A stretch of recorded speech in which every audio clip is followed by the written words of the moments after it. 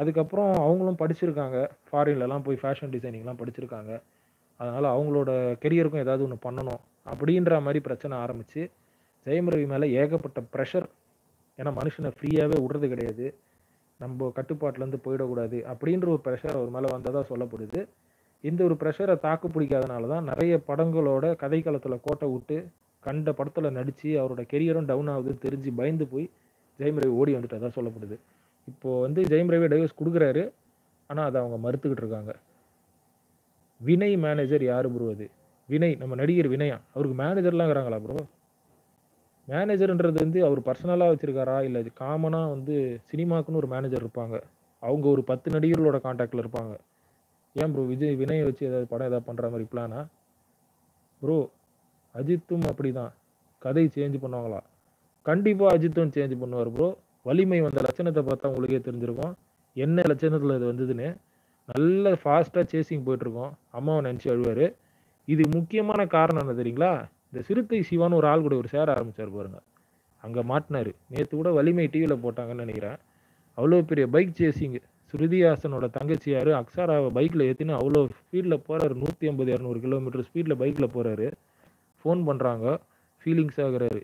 எப்படி பாருங்க. இதெல்லாம் நம்மளுக்கு யோசனை வருமா? அவ்வளவுதான் வரும்.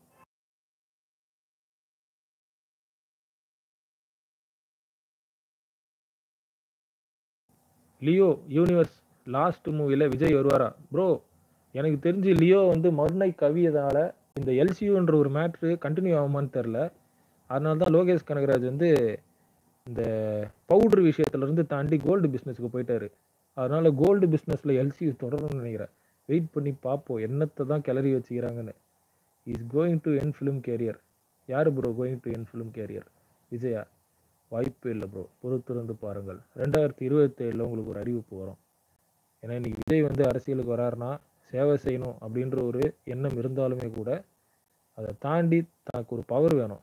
ஏன்னா இன்னைக்கு வந்து நீங்க கோடிக்கணக்கில் சம்பாதிக்கிறீங்க. இந்தியாவிலே நம்பர் 1 ஆர்டிஸ்ட் அதிக சம்பளம் வாங்குறீங்கன்னா எங்கெங்க இருந்தோ குடைச்சல் வரும் உங்களுக்கு. அது எங்கெங்க நம்ம ஓப்பனா வந்து வெளியே பேசும்போது சொல்லக்கூடாது. இந்த குடைச்சலெல்லாம் சமாளிக்கணும்னா பிஸ்னஸ் மேன் படத்துல மகேஷ் பாபு சொல்ற மாதிரி பவர் வேணும். பவர் இருந்தால் தான். விஜய் மேனேஜர் யார் ப்ரோ? அவரு தான் ப்ரோ ரூட்டு. இப்போ கூட பார்த்தீங்கன்னா அவரோட பேரை நான் சொல்ல விரும்பல. ஆனால் நீங்களே கண்டுபிடிச்சிருக்கோங்க. தளபதி 69 போஸ்டர் பார்க்கும்போது கோ ப்ரொடியூசர்னு ஒரு பேர் வரும். அவர் தான் அவரு.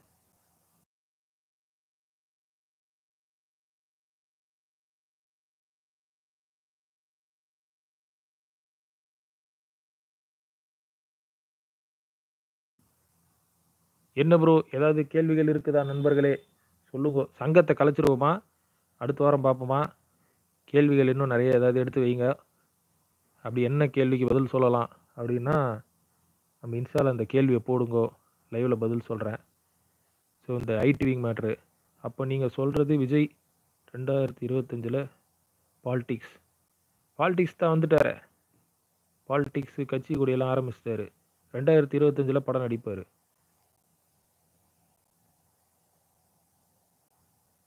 வேற வேற என்ன கேள்விகள் இருக்கு ப்ரோ? Very well.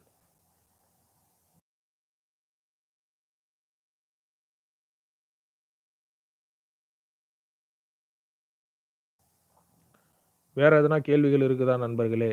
ஏதாவது இருந்தால் சொல்லுங்கோ. பேசுவோம். நம்ம நவாப் அவர்களே கொஞ்சம் கேள்வி கொஞ்சம் தெளிவாக கேளுங்களேன். உடஞ்சினே இருக்குது. இப்போ நீங்கள் சொல்கிறது விஜய் 2025ல் பாலிடிக்ஸில் வராமா ஸ்டே? புரியல புரியல. தெளிவாக சொல்லுங்கள் பார்ப்போம். பதில் சொல்கிறேன். ஃபோட்டோ அனுப்பணுங்களா? வரேன் ப்ரோ. சீக்கிரமாக நம்ம மீட் பண்ணுவோம். ஒரு டீசெண்டான சப்ஸ்கிரைபர் லெவலை கொண்டு வரதுக்காக நானும் என் மண்டையை புழிஞ்சு நம்ம சேனலோட டெக்னிக்கல் விஷயத்தெல்லாம் வச்சு நோண்டி நிற்கிறேன். போதா குறைக்கு இந்த நடிகர்கள்லாம் சும்மா இல்லாமல் நம்மளுக்கு நோட்டீஸ் அனுப்புறது வார்னிங் கொடுக்கறதுன்னு மாற்றி மாற்றி அடிச்சுன்னுக்குறாங்களா? விருப்பாகுது. இதெல்லாம் தாண்டி கொஞ்சம் ஒரு டீசெண்டான சப்ஸ்கிரைபர் லெவல் வந்ததுக்கப்புறம் கண்டிப்பாக நம்ம அடுத்தடுத்த விஷயங்கள் பண்ணுவோம். நம்ம நண்பர்களுக்காக நிறைய விஷயங்கள் பேசுவோம். நிறைய டீட்டெயில்ஸ் நான் ஷேர் பண்ணுறேன். நான் ப்ரோ அதுக்கு தான். புரியல ப்ரோ. வார்னிங் குடுத்த ஆக்டர்ஸ் நேம் சொல்லுங்க. சொல்லிட்டேனே ப்ரோ. இதுக்கு முன்னாடி அந்த வீடியோ ஒண்ணு போட்டிருக்கேன் பாருங்க.